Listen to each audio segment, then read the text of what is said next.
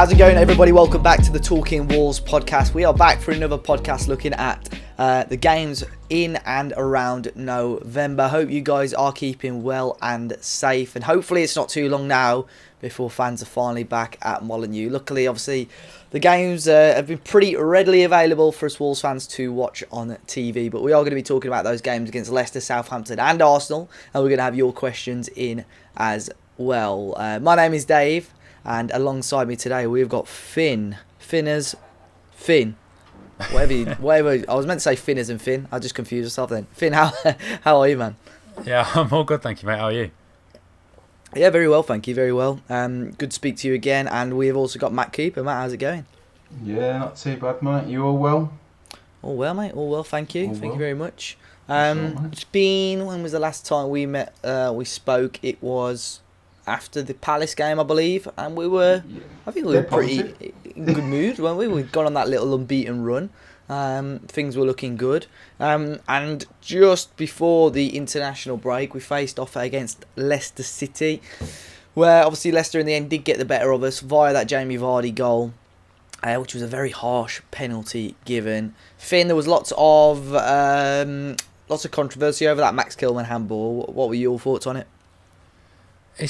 It's never going to be a blanket sort of everyone agrees with it. It's just the inconsistency, because if it is a penalty, that's fine. But then when you see ones, I think there was one the next week or even the next game afterwards that was so. Was it Liverpool Man City that night, and that one was given, and then there was another one that wasn't. It's just the consistency for me. If that's a penalty, then fine, but it has to be every time. It was a really tough one to sort of accept, because when you see it being inconsistent. But yeah,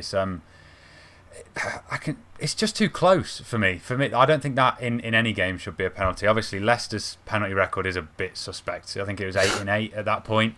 So you knew when it was against them. And obviously, Wolves-Leicester always has a history for VAR. So I was always expecting one to go their way. And that was the one that game. But I think we've done the hat-trick of different decisions, haven't we, now, with Leicester? Offside, disallowed goal and penalty. So who knows what will happen next time.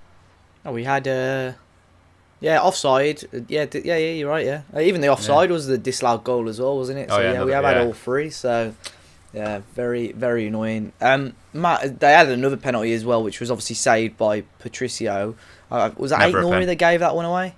Yeah, I mean, you can't really complain about that, can you? It was an absolute dead cert. I think it's just inexperience, really, from Ait-Nouri. We did say this, didn't we, after the podcast that you alluded to earlier, that we said he'd done well, but let's not get carried away because he's going to have inconsistencies. But lo and behold, it was literally the game straight after the game that he played really well in. I thought he was really poor against Leicester.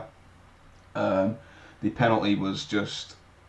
I just think he'd lost his bearings, and he needs to cut that out of his game quickly. But no complaint to me. But going back to the one that was given for the one that Vardy scored, was it Anthony Taylor, the referee? Yeah. It was because Cody shouted, didn't he? What did he call it now? F off Ant. Yeah. Superb that. But when they showed him going over to the monitor, he didn't even watch it in like full speed. He watched one angle in slow motion. Mate, you can make a case for anything when it's like slowed down to certain frame rates. It's shambolic, but I don't think VAR is the problem. I think it's the numpties who are in charge, and the really poor standard of officiating in the country, and that goes down to every single level, to grassroots level. But yeah, the Ait-Nouri one, no complaints, just got caught napping, out of position, body position was all wrong, and no complaints. But still, Ruby saved, didn't he? So I think we said in that Crystal Palace game that Nouri made one tackle, and it was that tackle that should have been a penalty. That it probably could have been his only tackle in that Leicester game as well. It's not looking great defensively, but yeah, well, when it clicked going forward, it was good. But yeah, worried about him defensively, and I know we're going to get onto the back four. I think it's Marcel's spot to lose if we're going to be playing the flat four. Yeah, and I think, like, you go back to VAR, I think in principle, you know, what its actual job, what it's meant to be doing is in, like I say, in principle good. But you say about the officials there, I think it's the rules as well. The rules are still too grey. They're not sort of concrete rules. Like the handball one, it's still an opinion.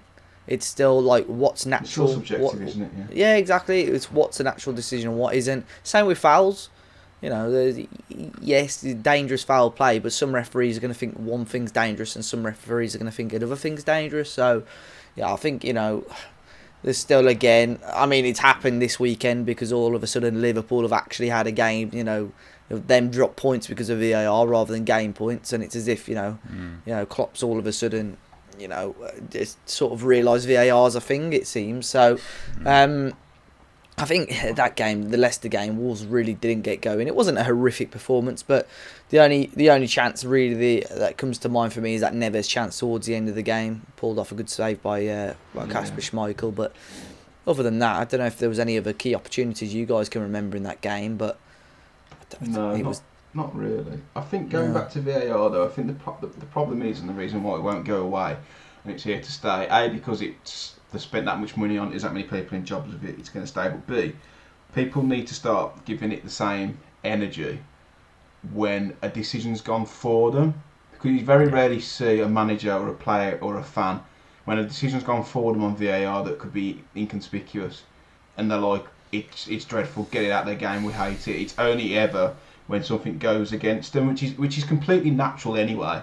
But until we start treating the wins the same as the losses with VAR, then it will just stain the game. But yeah, I think that the Leicester game was really poor, and I think that first half was probably the worst I've seen this season in terms of a half of football. And the second half wasn't much better, but it was a little bit better. There's just no game plan. It was literally we'd gone there to contain, and I said this to a Leicester fan this season. Like, I don't think Leicester are that good. I think they're there to be got at, but they were comfortable.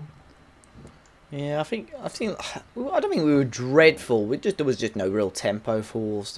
We never really got out first gear that game throughout the whole game really, and yeah, I think it screamed out for someone like Adama. He came on in for the last half hour, but yeah, he had a little bit of the ball, saw a bit of the ball, but yeah, it didn't really create much trouble. And like you say, in the end, it was disappointing for Wolves, especially going straight into going into the international break on a defeat after such a decent run for Wolves, really.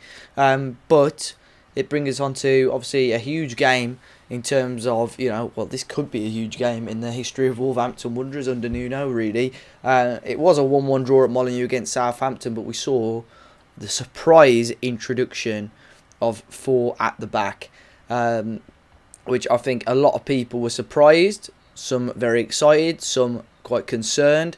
I'm sure it'll be getting lots of praise on today's episode, but obviously to paint the picture before the Southampton game, you had Conor Cody who had to pull out of the England squad due to self-isolating. You've had Romain Saiss who picked up COVID over the international break, so we're missing him as well.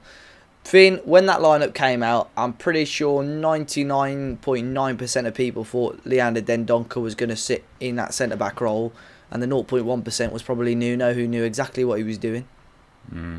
Yeah, it took me a few minutes in the game to go, hang on, look, either Dendoncker's being really, really lazy here and hasn't come back from that first attack. But yeah, it was straight. You sort of noticed. I remember on one of the first ever Talking Wolves podcasts, it was me, you and Tom, and he said in games where we need a goal, why not just push Cody instead of being deeper than that sort of rest of the 4 in the back 5 in front of him, just push him forward. And Neves was almost playing that role. It wasn't too dramatic. Like, it wasn't as if Nouri and Semedo were sitting back, so it wasn't the biggest sort of like, wow, I can't believe this, because Neves was sitting the deeper of the 3 in midfield, and it wasn't a drastic change. I think it got more exciting in that last 15 when we went to the sort of 4-2-3-1, and that's when it was like, hang on, there's something here. So yeah, it wasn't too drastic at the start.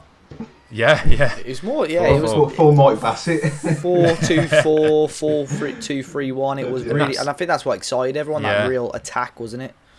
And as you say, like with people thinking Dendoncker's at the back, it gives us options. We've always said, Nuno likes players that can play in different positions. But then when we're going to swap formations as well, you don't have to make any subs, and you could go back into a different formation. So it gives us a lot of options.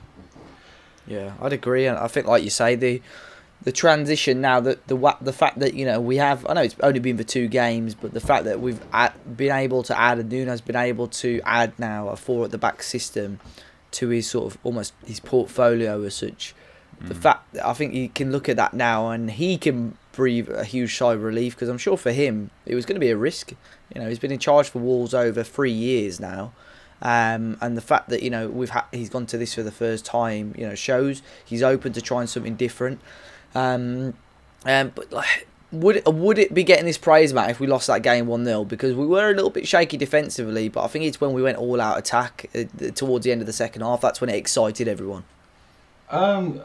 Listen, Southampton they have had inconsistencies, but before the Wolves game, they'd like won the last 5 or something. Yeah, they were a form team. They're real good form. They're a good side under Hasenhüttl. They're full of energy, full of runners. They've got some good technical players in there, and it was always going to be a difficult game. But I think you are right. If Wolves had lost it, I think it would have been very easy for Wolves fans to say, "What is he doing? Like, what on earth is he playing at?"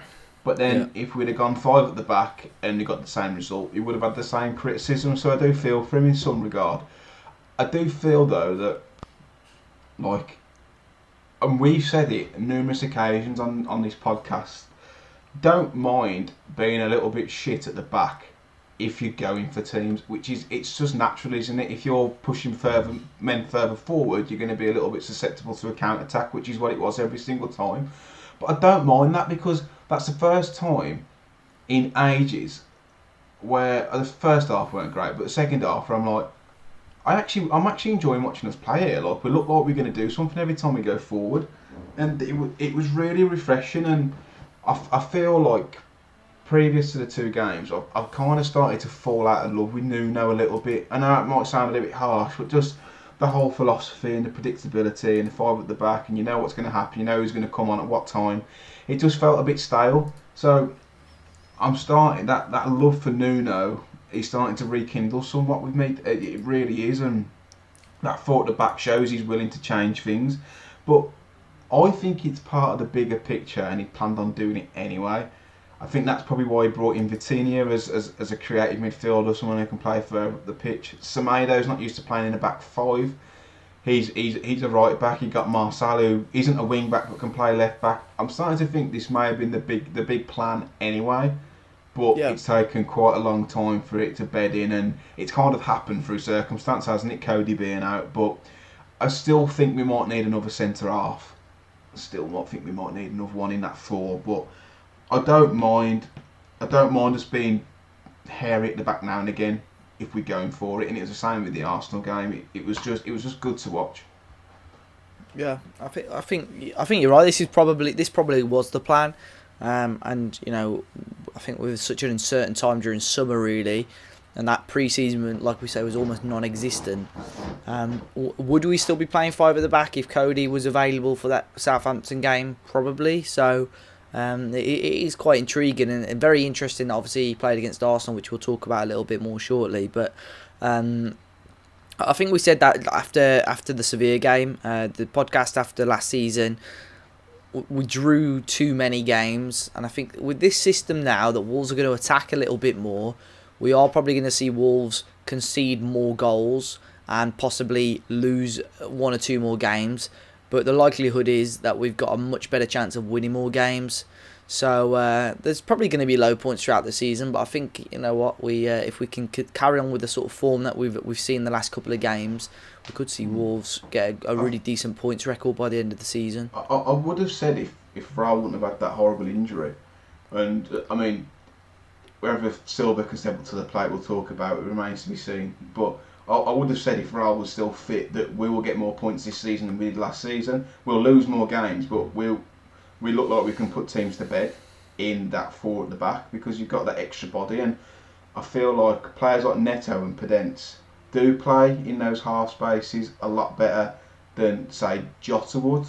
I know he's gone now, but I feel like when we're in possession, we look more comfortable with those kind of players, and especially Moutinho playing further forward, pressing from the front. 2 weeks ago I said he was finished. Now, looking at the last 2 games, there's still life left in that old dog. I tell you what, he's probably been one of our better players, pressing from the front, which is how he plays for Portugal. He looked really, really good, and he looked great in the Arsenal game too, which I'm sure we'll come on to. Yeah, I agree. Exactly the same with João Martino. I admitted it on the one of the reviews. I said, it's really what I did think. I thought this could be his last season at Wolves. Maybe he'd hang up his boots after the end of the season. But you know what, the fact that he's come in. And he was pivotal for that equalising goal against Southampton. He won that ball back. He had he won a couple of big 50-50s towards the end of that game and started that move and gave the ball to Raul. And like you say, against Arsenal, though, even then the way he was running, he just seemed to have energy from the first whistle to the last. If you really win the ball impressive. further up the pitch, you got more chance of scoring, and that's what he was doing. He presses really, really well, but the only real casualty I think for the system challenge is Neves. Yeah. Because I'm not really sure where he fits in, whether he plays in a little bit further forward. But ever since he come into the Prem, he's always been the one that sits, hasn't he? I mean, we look in the Championship when he was in Mercedes next to each other, playing probably a little bit further forward than they do. How they've played in the Prem with the two, like he was absolutely unbelievable, and he dominated and ran the show on his own. So I'd love for Nuno to take the handbrake off with him a little bit, and let him play a little bit further forward. Not necessarily press from the front like Martino does, because I don't think he's got it in him, but get him on the ball higher up the pitch. Thread those through balls, because you can't hurt someone when you're on end of your own D, not with his passive range. Yeah, it's almost maybe someone like, we've spoke about it so many times, like a more energetic midfielder, because I think in that midfield three, I think to be fair, we played midfield 2 against Arsenal, like a holding midfield 2. But I think if you do lose somebody like Dendoncker, i.e. to suspension or injury, the only sort of almost like for like we've got at the moment is Saïs, who possibly isn't that sort of calibre of midfielder anymore. And I know, we may talk about this a little bit more towards the end, but I'm fearing now that Saïs, whose contract is up at the end of the season, we may see the end of his Wolves career come January or come summer. Just because I think there's players ahead of him in the pecking order in every position now, really, unfortunately. So, that'll be an intriguing one. But I think in January or in the summer, I think that is probably in the area in the team, a more physical midfielder, but it wouldn't surprise me, especially coming up to the busy schedule that we've got, seeing a little bit more of Owen Otasowie. I think he's that sort of build and calibre, and a big physical, but very quick as well, very energetic player. So I think even in that sort of Neves role, if you play midfield 3, even in that sort of slightly deeper role, I think he'd be a good option. Dendoncker does bring. I know he runs like he's got a toffee stuck up his arse, but he does. he does bring a lot of energy to that midfield, and I think he goes unnoticed. He's the one he does the leg work. He's usually the one who does the most kilometres as well. So like you said, the only real like for like would be Otasowie really, but. You're asking a lot of him to be chucked in at the deep end at his age. I mean, physically he'll be doing it, but technically I'm not sure. But probably why we need to sign Renato Sanches. That's I was just thinking that's going to be the rumour, sense. isn't it? It's going to be him. But Lille would want 50 odd million, wouldn't they? Really? I think that's we'll spend that. That's the obvious one, but it'll be interesting, obviously, with the old Brexit rules, which a couple of you may have seen on social media. That see what Wolves do with their business this January and this summer. When is Brexit officially a thing? Have they given a date yet for that? I'm not sure. Is it the end of the year? I don't know. Don't pay much attention to it. Yeah, but that obviously the transfer rules are going to be changing for the Premier League with that, and obviously foreign player rules coming in terms of signing players. So that'll be one to keep our eye out on.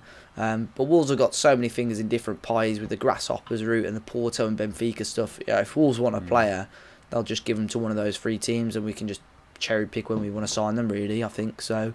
I don't think that'll be a huge issue. There'll be many loopholes that I'm sure clubs will look to exploit. But I think it's January 2021. I think it is. So hopefully it's the end of the window and we sign like 15 players. It'll probably come into fruition from next season, I'd assume, because of what obviously most clubs have already signed over 3 foreign players, haven't they?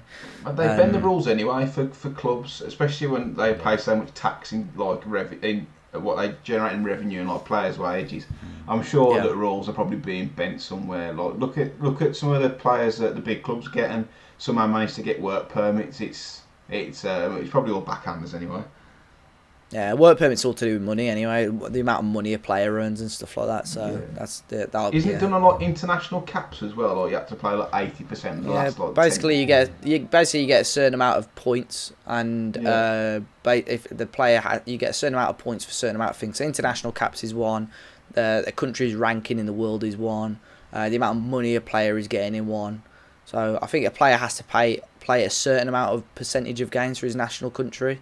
So that'll be a lot tighter once Brexit comes in. So stuff like that really.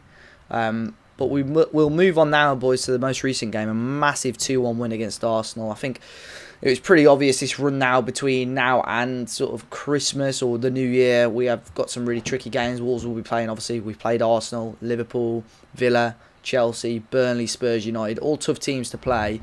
But that first game against Arsenal, out of sorts Arsenal, but Wolves took full advantage of that. Obviously, unfortunately, with the unfortunate events that happened right at the start of the game, Finn, it's not going to be easy to talk about, not nice to talk about. Unfortunately, obviously, Raul Jimenez, arguably the one player really Wolves wouldn't have wanted to lose, picked up a horrific injury. What are your thoughts on that? It horrible. It's hard to even bring into words now. Like I thought it was Cody that was down. I know it's Jimenez that's always on the front post, but it's so weird. You don't hope that it's a certain player, but in my head I was going anyone but Raul, anyone but Raul. That's good. And then it was. Exactly. I've just been on Black Friday spending like he's going to be fit, but no. It was just sickening. And like for me, who films the games and have other people films the game, there was a few. I don't know whether you've watched a few, but there's a family with the 2 young kids. They couldn't watch the game after that. After 4 minutes, my sister went. It just kind of upsetting, but kind of like this doesn't matter. Like after that, it was like it was an incredible performance, but still there was that bit in my head thinking this is irrelevant, and that's how big of a season-changing moment it is. But not just because Wolves are losing a world-class striker. He may never come back the same as a person. You very rarely see it on a pitch. Obviously, there's the Ryan Mason incident, Don Goodman's, which was way less serious, but still the same sort of thing. And you don't see it very often. And it's the first time I've ever really firsthand realised the severity of something like that, because obviously I wasn't born when it happened to Don, and the Ryan Mason one I hadn't paid much attention to be honest. But then I've been researching it since, and you've got to be really, really careful. And it looks like Wolves have done a good job in those vital first 10 sort of minutes. Yeah, I tweeted as soon when it happened, because it felt like it felt like really somber, and like even 2 days after I'm at work, I feel like something's happened in life, but I can't put my finger like what's made me feel like that. And I'm like, it's Raul's injury, and I know that sounds absolutely mental. And I thought, is it Raul's injury? And then as soon as I felt it, like my heart sank, like every time I thought about it. And it was just horrible. And I did tweet, like, anything that happens in this game now just feels insignificant. Like it just doesn't matter. Some things are more important than football. But when you can always tell from a player's reaction how bad an injury is. You look at like the Aaron Ramsey one where he lost his leg, and like the players are like, you've got players who are like praying and stuff. It was just absolutely horrendous, and I'd kind of, it had gone to like the back of my mind in the second half, but even at like full time it was just like, that's a great win, but something more serious has come from this game. But like you said, Finn, it's good that he's up and recovering, and Matt Perry's released a statement today. And selfishly, you think, I hope he's not out for too long. But what you're really hoping is that he's just okay. And as soon as it happened, the first thing I thought of was, he's just had a kid. Like, there's a very good chance that kid's father might not come home tonight. And it was absolutely heartbreaking to watch. But thankfully, he seems to be okay. And listen, if he plays for Wolves again, fantastic. But if he doesn't, then it's just one of those. It's just one of those things where family health has to come first. Yeah, I mean, difficult situation, and I think the fact, I think we sort of realised after sort of 60 seconds, 2 minutes that he hadn't really moved. This was probably a little bit more serious than we thought, and obviously our thoughts with Raul. Hopefully he can, it sounds promising. It sounds like obviously he'll be back in Wolverhampton sort of early parts of next week, back home with his family. So fingers crossed we can see him in a Wolves shirt sooner rather than later. But obviously, like Matt says, health, happiness, family all come first. What I really have taken a disliking to is Wolves fans digging out David Luiz for it, saying it's intentional and stuff. Do you know how pathetic you sound?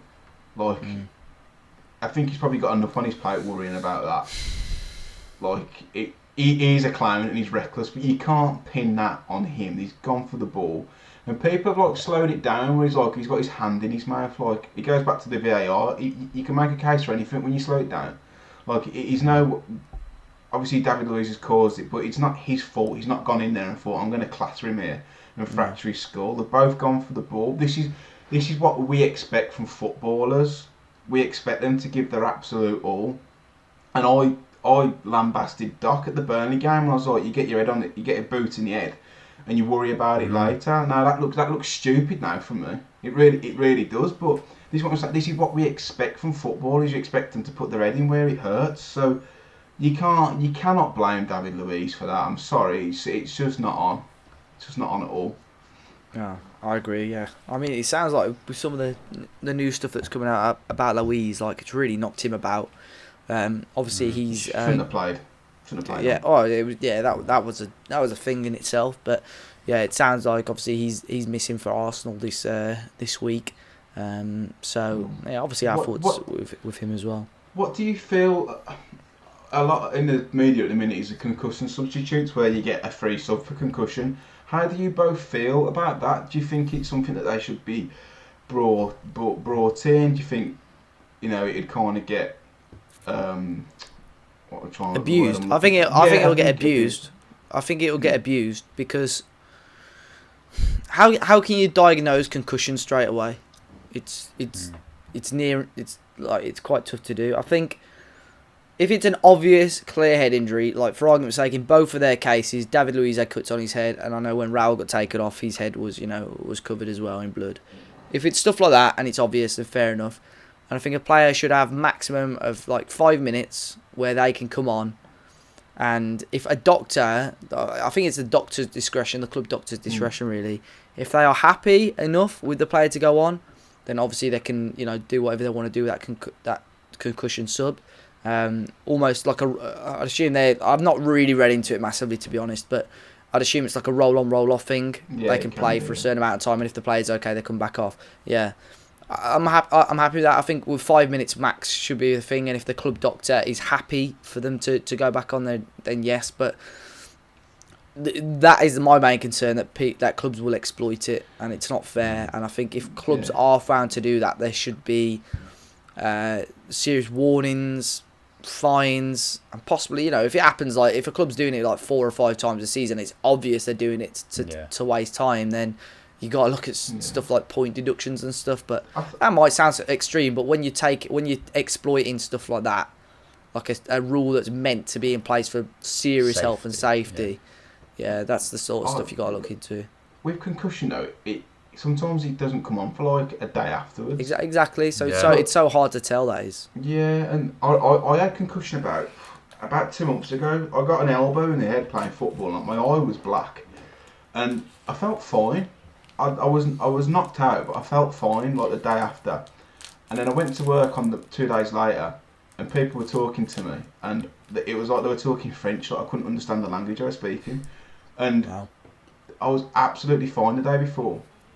So that's the thing, trying to diagnose it, unless you're vomiting or you look like you've been out on the piss, it is hard to diagnose. But I feel clubs are going to abuse it, but I don't know, you kind of got to put the players' health first, and if that means it gets abused, then so be it. But there is, like you said, there is a fine line, and someone like Tottenham and Jose would be doing it every single game. But how do you find that balance between putting the players' welfare first, but then also considering sporting integrity? Is a really tough one. Yeah. Well, there's the other option, isn't there, of sort of doing it instead of have 3 subs and then a concussion sub like a permanent one, but that'd get exploited even more, you imagine. So if you've made 3 and you need just to going make to get players another, you say faking someone injuries. Yeah. Yeah. And I thought it was highlighted especially, I got really, thinking about it now, overly angry, but when Ceballos went down holding his face after that little flick, about that mate, as well. honestly, I couldn't. I've never got so angry. Like, we could concede 6 goals and I wouldn't have got as angry as he did when he did that. The insensitivity to do that when you've seen what you've just seen on that pitch, to fake a head. I could. So it is those sort of teams and those sort of players that would go, all right, yeah, I'm seeing stars. Bring me off. Give me the 4th sub that we need. So it's, yeah, you'd hope that integrity would prevail, but you saw it in rugby years ago, where you can come off if you've got like a blood injury, and that. Do you remember when the rugby player had a blood like captured? Yeah, he faked it, didn't he? Yeah. He faked it like. I mean, going to those lengths, he had a lengthy band and stuff, but with the Ceballos thing, who by the way is absolute toilet. It, like you said, Finn, it really rolled me up, because you've literally just seen a bloke get taken to hospital still unconscious just 40 minutes from like 2 metres away from where you are. And I think Neto pointed that out to him at half time. I think he gave him a... And he was saying elbow, wasn't he? It's like, oh God, honestly. Oh. But then people on Twitter were saying, like, how have Arsenal not got a penalty for that? I was like, are you joking? Like, how, like, the game, without sounding like a Yadar, the game was well and truly gone. It really has, but what a performance, man. Yeah, I was going to say, yeah. in terms of the actual match itself, yeah. Wow, really good. And the fact that, it shows some balls from Nuno, didn't it? I think to go with that sort of 4-2-3-1 from the off. I think we're all looking at that and thinking. I think again, I'm sure you two are probably the same, expecting us to go back to the back 5 for this game, probably. Yeah. Ahead of the Sunday, and then obviously I think it was the Mail put an article saying Wolves will, Nuno was seriously considering a back 4, and he went for it in a really attacking formation, and he obviously knew that Arsenal had their sort of defensive exploits, and Wolves could look into that, and yeah, but I think it worked a treat, and obviously, unfortunately, with Raul having to come off, Fabio Silva having his first big cameo in Premier League football as well. What did you make of his performance, Finn? He did a job for an 18-year-old, not expecting to. I mean, he was playing in the Pizza Cup or whatever, and he was saying, "I'm happy to be learning" and all that sort of stuff. He wouldn't be expecting. In his head, going through his head, even when he's coming on, he's thinking, "God, this could be months of me now starting in the Premier League with everyone's hopes of getting Europe on my shoulders." And with that all taken in, I mean, if it was a 28-year-old striker that we'd brought on that was backup, you maybe say, oh, he didn't really do much. But you've got to take it into context. He did okay, he had a few chances. I don't quite trust him as much in front of goal as I would with Jimenez, but that's only natural at the moment. And a good run of games, I think, I'm not sort of dreading him starting up front, which is a promising thing, because at 18, I mean, 2 years younger than me, it's just, it's crazy. It is crazy that we're going to pin all our hopes on him now, or I can't really think of a workaround for at least a month. Until we get Ronaldo in on loan. So he did okay. I mean, Matt, I know I've seen some of your thoughts on Twitter, and we've spoke about it before, but I felt he had, like Finn said, for a young lad coming in, definitely not expecting to come on that soon, probably not expecting to get his chance this early, but what an opportunity this is for him. It wasn't, and I feel like, although he didn't get his goal, he took it with 2 hands, and it's such difficult circumstance to come in and replace Raul anyway, especially under the circumstances that it was, where I think the whole team, even Cody, looked just completely deflated by what had happened. But I thought Fabio did really well. I thought his positional play was really good. I thought that he dragged defenders out. He created a lot of space in behind for Neto and Podence and Adama to run into, which I think went unnoticed. His link-up play was good. Okay, he wasn't ruthless in front of a goal, but that chance he gave for Adama, that pass was perfect, absolutely perfect. And I don't think Adama gets that ball if Raul's playing there. I think Raul has a shot, but he was very unselfish. He did really well, but what more do you want from him? He's 18. He's cost a lot of money, but he's not got many first team minutes anyway, and to come on against Arsenal, who are a European side at the minute, you know, I thought he did really well. If he'd have got a goal which he come close to, it would have been the perfect performance. But then I listened to the Molyneux View podcast, and I do like that podcast. I like Jackie Oatley and I like Tim Spears, but for two hosts that were saying 3 weeks ago, don't expect much from him from the first 2 years. Maybe ask questions about him in the third season. They were saying like his hold-up play was rubbish, his link-up play, he didn't win a header. I'm like, hold on a second, like you were saying 2 weeks ago, don't pile pressure on the lad. What game did they watch? Mate, I thought his link-up play was excellent. Alright, he didn't win a header, but Gabriel and Rob Holding and David Luiz. They came very close to scoring a header as well, yeah. And okay, maybe he could have started his runs a bit earlier or whatnot, but the kid is 18. I know what I was doing at 18, and it wasn't playing professional football for Wolverhampton Wanderers. It was drinking bloody blue VKs, trying to get into Gatecrasher. Like,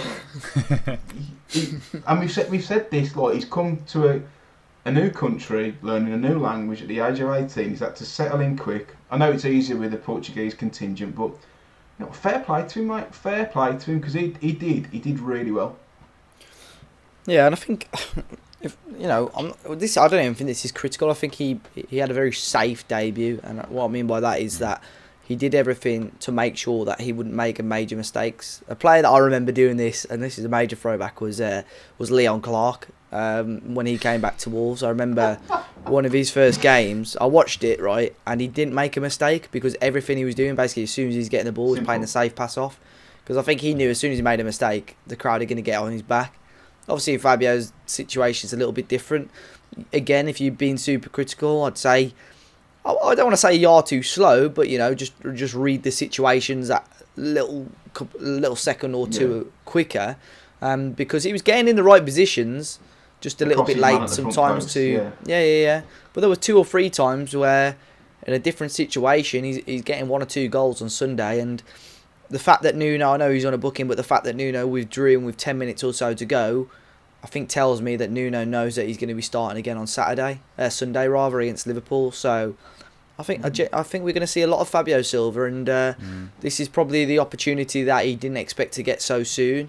And I'm really hoping that he can take it with both hands. And it was I think it was in the second half, like Gabriel you could see him coming a mile away. He was like running right up. You see the little scoop turn and Ronaldo chopping? Just scooped him and turned him. Yeah. He knew exactly what was happening, and that's the kind of it.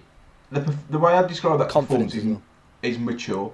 Like it was a mature performance. You look at him and think he's probably like a 25, 26-year-old striker, but it was, like you said, he did the simple things right, which is a good foundation to have. But it was mature. Nothing was too rash, too silly. I would have liked him maybe to add a few more attempts at goal, but apart from that, you can't really complain. Did his job. Were you going to say something, Finn? I cannot. Oh yeah, about Liverpool. That was the one. And also, actually, on the Arsenal game, I'd say it's not as if if he is going to play it safe for the next few games, sort of work his way into it. It's not as if he's got 3 players that are going to play it safe behind him, has he? I mean, if he can just be there and one of them 3 works a bit of magic, like at the Liverpool game, if he fumbles one in from 2 yards, it's like, oh my God, Fabio Silva's on the score sheet. Yeah, exactly. Yeah. It'll just take a little lucky goal, and it'll be, oh, he's worth the money. Here we go. What an investment. Especially as we wouldn't have been able to get him in after Brexit, so we've done it perfect timing. And he might have been 19 by then, but who knows? But it's not. He did nothing wrong, and that's all you could have asked for him, and he kept it safe. And we won the game, and he had a few chances, as you say. The front post one, it's the yard quicker, but the intelligence is there, isn't it? I need to be there. He doesn't look the quickest, but he seems to be an all-round striker. He's got a bit of everything. If we can develop all of that, we've got a great striker on our hands. And as we've said in plenty of podcasts before, he was going to learn from Raul this season. Okay, that hasn't gone to plan. As I said, it's the perfect plan, but you can't account for what's happened. It's like 0.0 whatever chance. So we've got to deal with it, but I back him, and I'm quite confident for the next month at least to have him leading the line. He'll learn from players around him though. Like you've got some real good senior pros in that squad who, I'd imagine, especially Joao, will take him under his wing and really kind of develop him. But he's in the capable hands with Nuno. I think Nuno obviously sees something in him, otherwise I wouldn't have paid the money. But if he can get 4, 5, 6 goals this season with the run of games that he gets, and I'll be more than happy with that, because like you said, he's going to be one for the future. And he does maybe lack a yard of pace, but he just looks an intelligent player. And like Raul isn't lightning quick, but he's intelligent. He's clever. And his positioning gets him those goals and gets him that half a yard where he can get a shot away. I do see similarities in Raul. That's probably why they've gone for him. But I thought it was a good performance, and I think people who were criticising him before the game as well, like, you've seen 20 minutes of him, like, give the lad a chance. Just give him a chance, because it's very easy at that age for your confidence to get dented, I'd imagine, especially as a footballer. So just get behind him and give him a chance. That's all I say. And hopefully on Sunday he takes his chance against Liverpool. Yeah, I think he's. I don't think he's as slow as people make out. I think he has got that yard of pace, to be fair. I think he's probably like similar to Jimenez, like you said. Like, he's not like Adama quick, but he's not sluggish. You know what I mean? He's clever with the ball as well. But you know, the more he plays senior football, like he's not played a Premier League game over 20 minutes. We saw him against Stoke, which was a rotated team. He played a little bit in the Papa John's Trophy, but you know, he's going to have a run of games now, 3, 4, 5 games, I'd assume, at least, where he's going to be playing probably 60 minutes plus and learning around him the players like your Netos, your Podences, your Damas, learning how they play as well, and getting himself in the right positions to sort of complement their play style. So he won't be learning that off a Dharma. Yeah, but I think Neto especially, man. Neto is just. I mean, we'll talk about his goal in a sec, but he's just come on leaps and bounds. He just looks like a player now that's just full of confidence, full of ability, and I think that showed. Adama did get involved in that first goal against Arsenal, ball in, Dendoncker unlucky, but hits the bar, but. Pedro Neto just reacts so quick to smash that into the back of the net via a deflection or two. But Finn, his work rate from the first whistle to the last was ridiculous.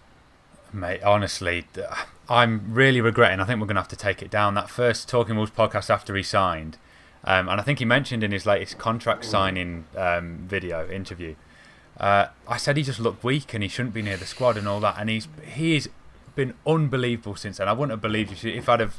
It was against the Irish team or the one after that. I thought he looked weak. He wasn't quite like going for the ball. But that performance, especially in that last sorry to fast forward, but that last 10 minutes when it was him and Adama up front, the work rate difference was unbelievable. I was getting, if we'd have drawn 2-2, people would have been going at the throat of Adama for just walking everywhere when you've got Neto up front with him, just chasing every lost cause. And it's just how he was still going after 90 minutes was unbelievable at that rate. But you've got a guy there that's got 2 very, very good feet.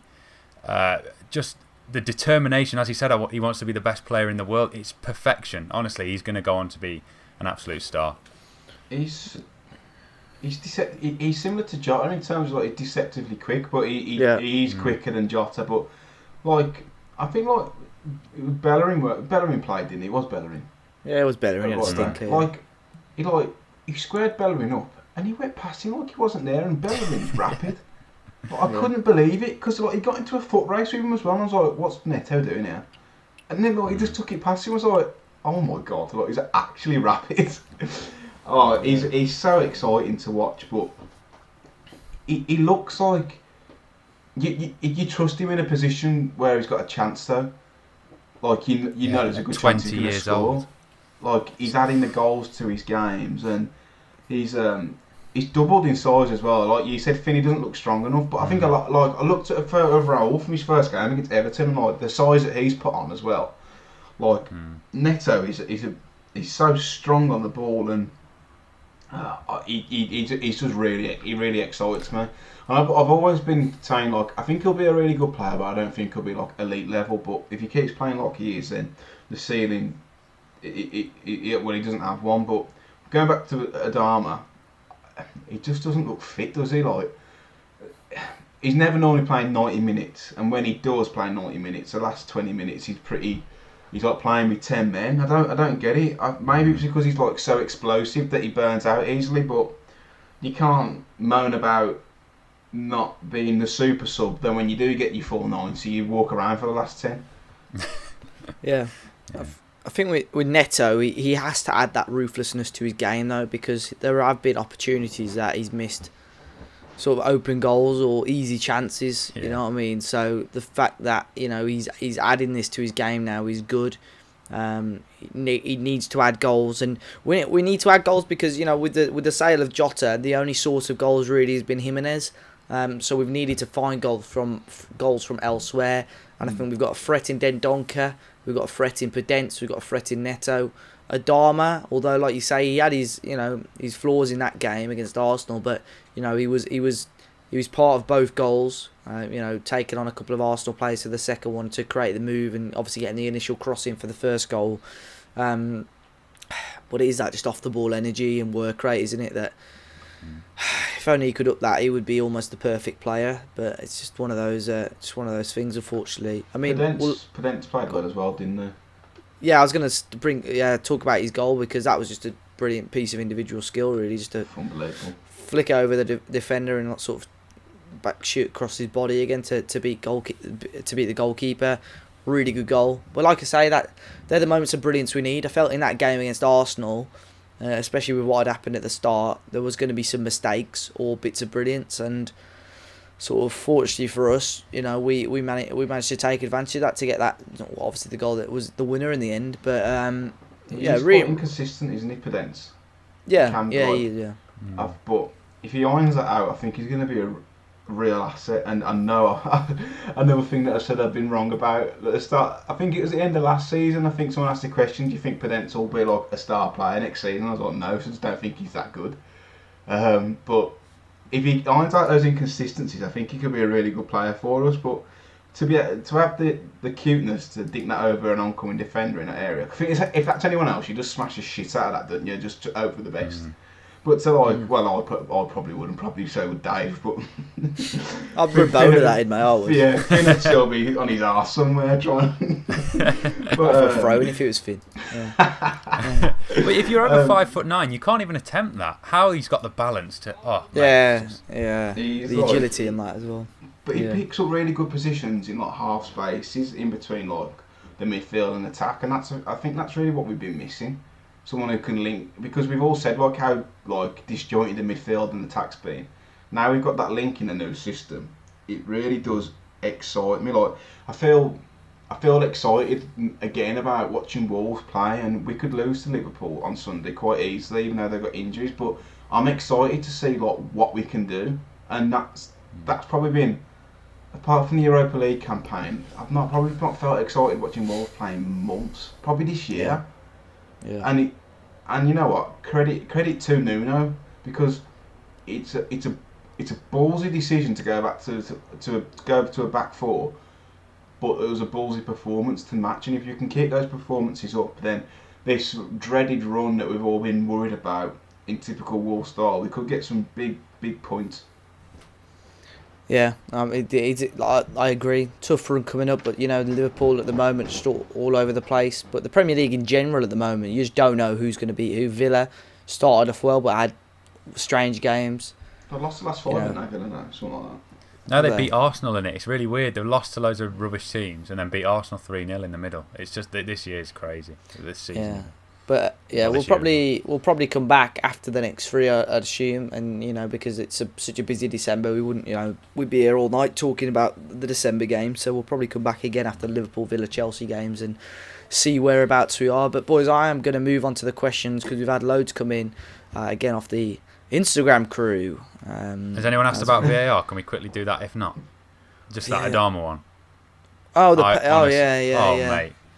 That, as we were saying earlier, comparing that to the Mahrez one, it's exactly the same. I can't figure it out. I can't even see how he gave a booking for a dive though. In any salt way. in the wounds, isn't it? It's just. That's the thing, though. We're going back to my previous point. It's not VAR that's the problem. It's the wankers who are in charge. Yeah. Because I put it in our group chat. It's a carbon copy of the Mahrez one. He stands on his foot and he goes over. It's literally the same. It's if not worse because he dives in, Gabriel, he leaves a lazy leg out. That to me, as Armour, that's like an invite to go down, and he does clip him. But VAR should be looking at that and changing the decision. But That's what he said. It's not VAR. VAR isn't the problem. It's the Muppets who are in charge. Did you both think it was a penalty? Because I did. I mean, it's not a penalty, but by the letter of the law and the standard of the penalties that have been given away this season, it's a definite penalty. Yeah, you have it, Dave, and then I'll... Yeah. I don't think it was a penalty, but at the same time, I don't understand how Michael Oliver gave a booking for because it wasn't like he was looking for it. It's not like it was like, it's if you're running at that pace and someone comes across you, you're going to lose your balance. He's not dived, so quick as well. Yeah, I just can't understand how he came to the decision that it was a booking. But it also, Adama. I thought it was a dive before watching the replay because he didn't. He was like, okay, I've dived. It's like, no, you haven't, mate. Get in their face. Do a Grealish. Start screaming. If he went mad, they would have. You know what? Exactly. You're right though. If he went mad, they would have looked at it longer. Yeah. What the most you can do? You could say, I'm going to stand in front of this goal kick and say, check it before they take it. All he can do is book you. Then he'd have to reverse the booking that he's just given you for the penalty. Imagine if he gets sent off for that though. That's the only issue. I think that was probably. Well, if Fabio had a bit of intelligence, I'd go and stand in front of the free kick if I was him. No, but yeah, it's just I think Wolves. Like I was thinking about what you were saying, Matt, as well about how teams, fans, players need to sort of hate VAR even when it goes for them. And I think Wolves are one of the only teams that could sort of. I can't remember a time it going for us, but the only time I think was Southampton away last year, and I was in that away end.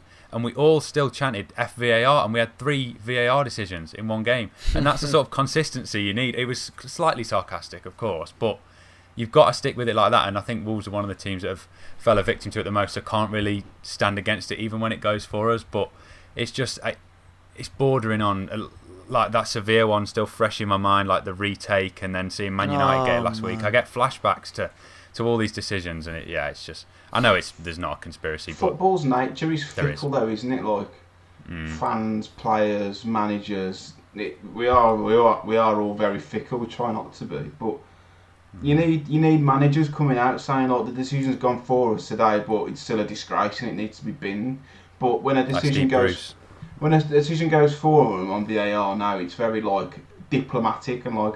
Well, we've seen them given, and anything can happen. It's like put your cock Brendan on Rodgers with his stupid smile. Yeah, he's a muppet. I really like Rodgers as a manager, but as like a person, he really irritates me. But that's what you need. You need when it goes for you, have the same energy as when it goes against you. But we're fickle, and we won't. We won't even cross our minds that there's been a dodgy VAR decision if it goes for you. Well. Yeah, we'll move on to the questions now. Sorry. There's been a lot about obviously Raul and Fabio Silva. We've spoke a lot about obviously Fabio Silva. Do we think we can step up, boys? I'm gonna say yes. Can we? Yeah. Well, can we step up? Probably not. Can Fabio? Can Fabio step up to replace Raul? Going off the Arsenal game, yeah. But I think it's really early doors. Give him like 4 or 5 games. It won't replace him, but can he do a job in place of Raul? I think that's probably the best. The goals. I think as long as he can add if he can add those goals, I think he's a good finisher. He's just got to get that yard of space. I'm sure he'll put the chances away. So it'll be will be an interesting one. But there was loads of that. It was from Matt Lawson. But if anyone else obviously asks questions similar, I'll shout them out. Josh Ellis has said, how much do we think Neto is worth? Ronaldo. Swap deal. The more he plays, the more, like, game by game, he's going up, isn't he? At the start of this season, it would be probably double now what you would have said at the start of the season. Yeah. So at the moment, what would you say? But I think by the end of the season, you could be talking, well, whatever you want. Literally, it's what he's worth to the team, isn't he? And he's one of our main outlets. So you could say, what would it be, 9 figures for 100? You never know. Yeah. I'll probably say in the region of 50 at the minute. Yeah, I was going to say 60 million. Yeah. But if he carries on, like you said, to the end of the season and adds goals, you're probably looking at the tail end of 100, aren't you? Really? If Gylfi Sigurdsson or whatever went for 50 at 28, and you've got a 20-year-old there doing what he's doing. Yeah. Do you remember when Kevin Phillips tried to pronounce Gylfi Sigurdsson? No. Have you not seen it? I beg anyone who watch it, just put in YouTube Gylfi Sigurdsson, Kevin Phillips, and just have a laugh. You won't regret it. I think he calls him Silef Gudjevson. He tries to get it out like 3 times. Can't can't do it. It's hilarious. Anyway, yeah, 50 million for Guildford. HDC on Instagram, he said, what are your thoughts on Pedro Gonçalves and how he's done since he left Wolves? I mean, he has been on fire this season for Sporting. The last time I checked, they were top of the Portuguese Premier League as well, so I'd assume they're still doing pretty well. But yeah, he scored more goals in games, hasn't he? Yeah, I think he's playing quite attacking. Yeah, they're still top of the Portuguese league at the moment. And he, as far as I am aware, is doing extremely well for them. So if that's one that's got a wife in. Yeah, when I see him in the team of the week this week on FIFA, I'm like, oh, that could be us. Scored another 2 this weekend, my word. But yeah, 9 goals in 7 games in the league this season. Obviously, he's in a league that it's going to be a lot easier, but how we couldn't see that there were... I mean, I think he played in an FA Cup game, didn't he? And I wasn't particularly wow, but he held his own. Yeah. But there's always going to be ones like that, isn't there? I remember I sent it to you guys, didn't I? I was having it was a lonely night, having a stalk down Nuno's daughter's Instagram. Oh God! Sorry, what were we talking about? Nuno's daughter's Instagram. Nuno's. Yeah, don't ask. Just let me get to the point. I don't remember this. I sent it in. Oh yeah. She was with him. In the ocean with Pedro Gonçalves. I thought, is it a Moise Zahar situation that we've let him go and he's actually really good? But maybe that's it. That's the only thing I can think, because if he's got that talent, what have we done? It's crazy. You say it to poor league. Well, I actually think he's a decent league, mate. So he must be a good player. But wasn't he like really homesick? I don't know. That would make sense as well. We can have players that go though. Like I think you tweeted yesterday, didn't you, Dave? The lad who played for Bayern Munich was on trial at Wolves. Like it is going to happen. Some are going to slip the net, but to see him play so well and get so many goals from midfield, which is something that we're crying out for. I think that's why we're probably a little bit bitter about it. I don't think he'll be long. I'd assume he'll be in that next Portugal squad as well if he carries on his current form. But yeah, 9 goals and 1 assist in 7 games. Do we have any ownership? No. Still, did we sell it all? I don't know. I don't understand. I don't know that. It was reported in Portugal that we've still got some sort of ownership or shares in him, but I don't know how it all works. To be honest, we probably still owed a good amount of money on him, because I can't see why we would have left. Well, he's left for Militao since, because he's gone to Sporting now. So I don't know how it will still work, but it'll probably end up being like a Pogba United situation where we end up buying him back a ridiculous amount more than what we obviously got rid of him on a free. Sporting pay like 8 million for him as well. About 6 million.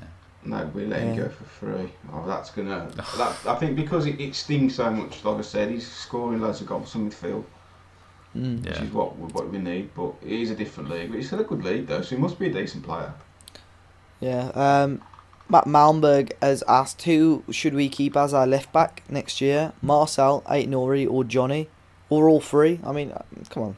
Can't play 3 left backs. Yeah. I mean, like Finn said earlier, I think based on the current back 4, I think Marcel's a safe option, possibly against the bigger teams. When you want license to attack, I think Aït-Nouri is your option.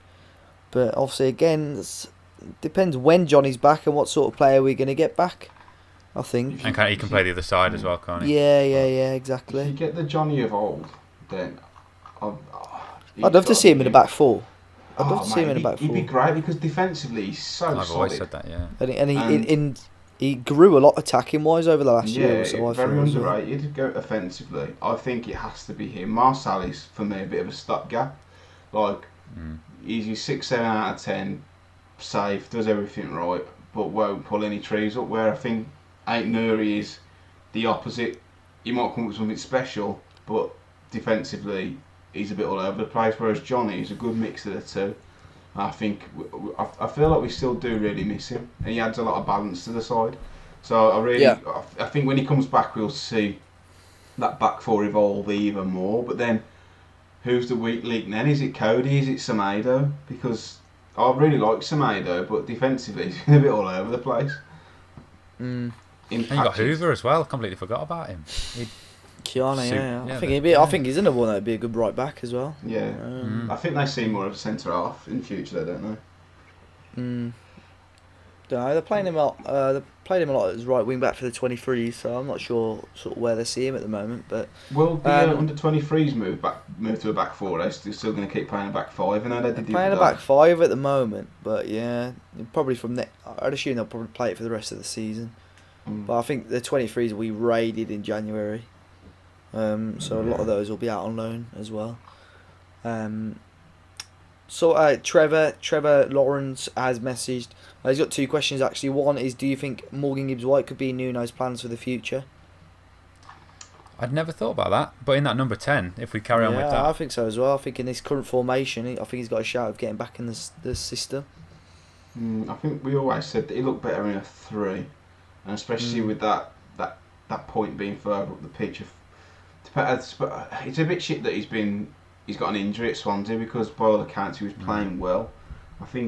I don't know. I really don't know. I do know that he's not going to be the player that's out wide where he's played before. I don't think that's his best position. But I don't know. You can never tell with Morgan, can you? Because some games you think, this kid's actually got something about him, and then other games you think, I don't really see it. So I think it depends how he ends his season with Swansea. If he does really well toward the tail end of the season, gets a few goals, assists, maybe helps Swansea get into the playoffs or promoted, then I can see it happening. But I think it all depends on how they progress as well. Yeah.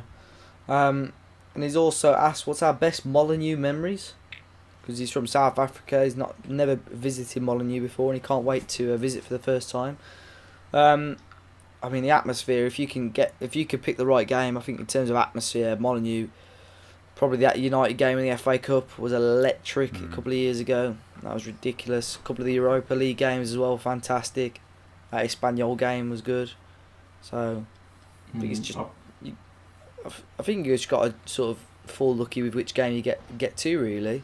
That Man City game as well. That's probably mine. I think, apart from obviously playing at Molineux, U3 was up there.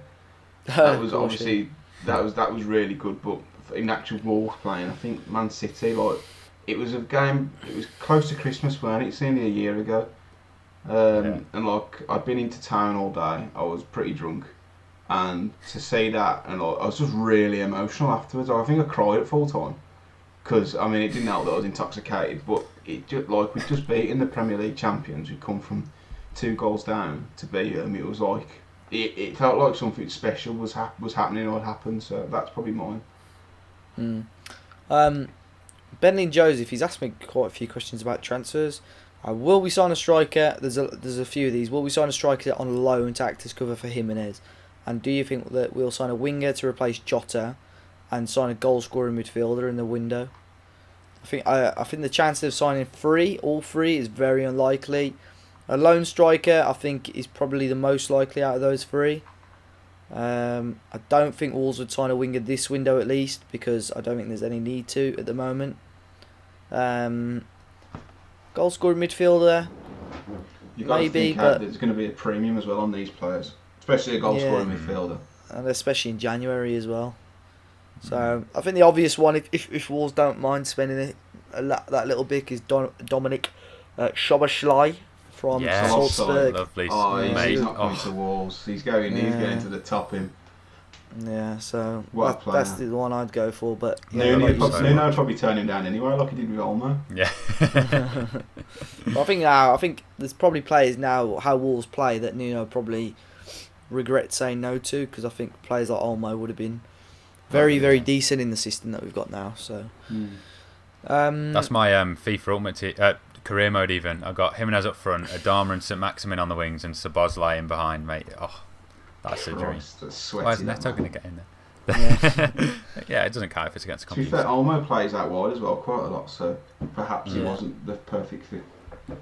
And finally, Johnny has said, what do you think Wolves' chances are to win the FA Cup? 20-1 we are officially, but yeah, I had a lot the other night.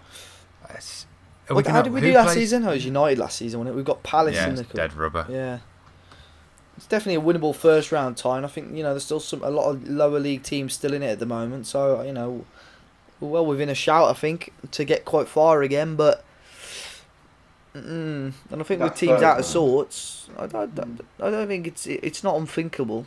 It's not unthinkable, and I think Wolves would like that with us not being in sort of any other competition. I think Nuno showed the intent in the Carabao Cup. Obviously, didn't quite go to plan, but we did start a strong team against Stoke.